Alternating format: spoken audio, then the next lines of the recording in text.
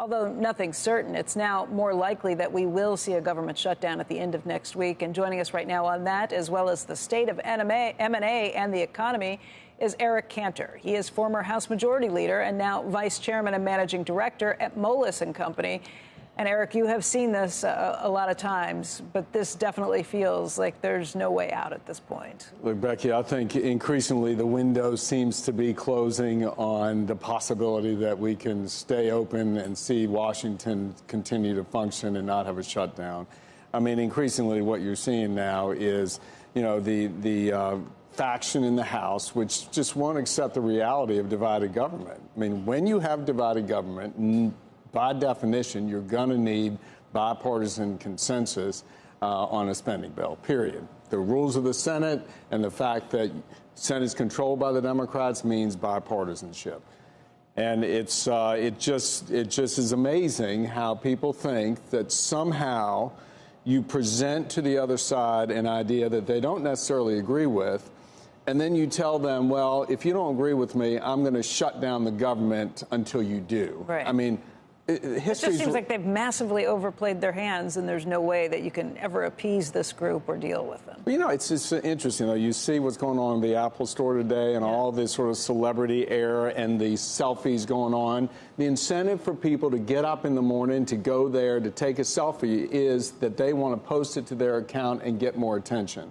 This is what's going on in Washington, too. The more these individuals make a statement. Someone said that the other day, and he said Matt Gaetz. Is that who you're talking about? Listen, Matt Gaetz is certainly one of them. I mean, there's a lot of incentive for him. He's got the no CR crowd and the shut it down crowd online that's increasingly having the fervor. Good for Matt, but the Republicans have been tarnished in the past from shutdown. They know that happened.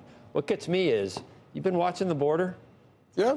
So the Republicans are giving the media and Democrats, they're laughing at them for the government shutdown. No one's talking about the border. No one's talking about... Back up. But we just had Josh Gottheimer here and the Problem Solvers Caucus between 32 Republicans and 32 Democrats who have come together. I'm talking about Republicans aren't doing... Include border safety as part of that. Right. Will McCarthy take that to the floor? Because he won't at this point. Because he'll lose his job if he does. Right. Because, again, you know, you've got a small faction, right? I mean, you have to see now... 10 people. But the Democratic Party are the winners of with that small faction. So this is what defies logic here, that this small faction insists that you can beat the other side into submission. We went through that with Obama. You know, when we wanted to stop Obamacare, there was a small faction who said, we've got to shut the government down because that way we can beat President Obama into submission to agree with us that we shouldn't put his law into effect. And by the way, Nancy Pelosi had some far left-wingers she was dealing with. She managed to shut them down. What's the difference? It's a really interesting question, Becky, and I'm not sure how the discipline comes on the Democratic side. And it's just reflective of maybe a cult mentality. We're all together, whereas on the Republican side, we have just sort of this freedom entrepreneurial thing that people see an incentive that they themselves can gain.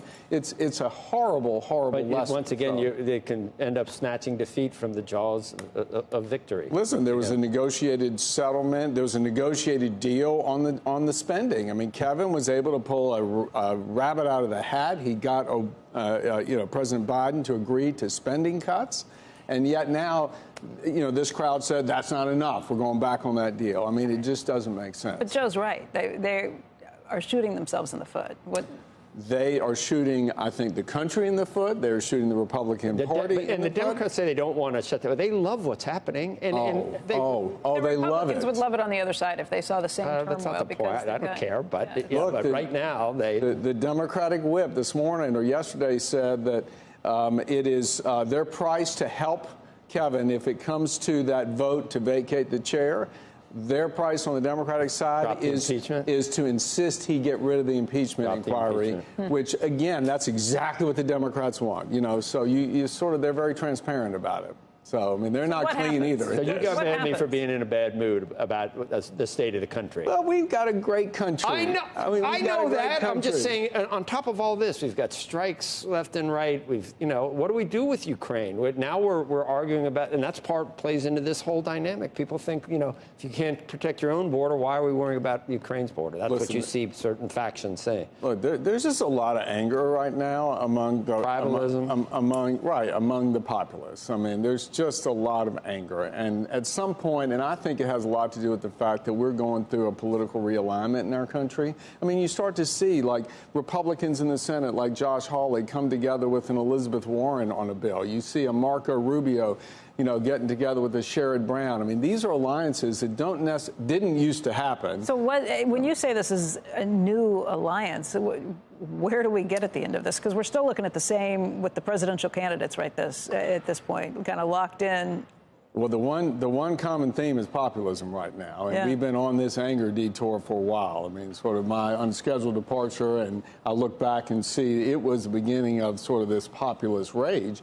We'll get to a consensus at some point, but this Reagan-Clinton consensus that the country was operating under for several decades, I think it ended with Donald Trump, and now we're trying to figure out where we're going to be. And so I just think that's a lot of the cause of the uncertainty and what's behind some of this. What do you think happens with the government shutdown? Will we see one? Look, I think I think more likely you'll see a government shutdown. The question is how long? How long will the government shutdown last? If the strategy is in the House that they want to go and pass single-purpose appropriations bills, you have to assume that they're not going to be able to pass those so easily because you've got folks Republicans in Biden districts that don't necessarily want to go and cut spending another 8% beyond what was agreed to. Have you talked to Kevin? I mean, you're close to him. I talked to him. Well, listen, I got a day job now, so I can just. Well, you're in such a good mood all the time. I wouldn't be.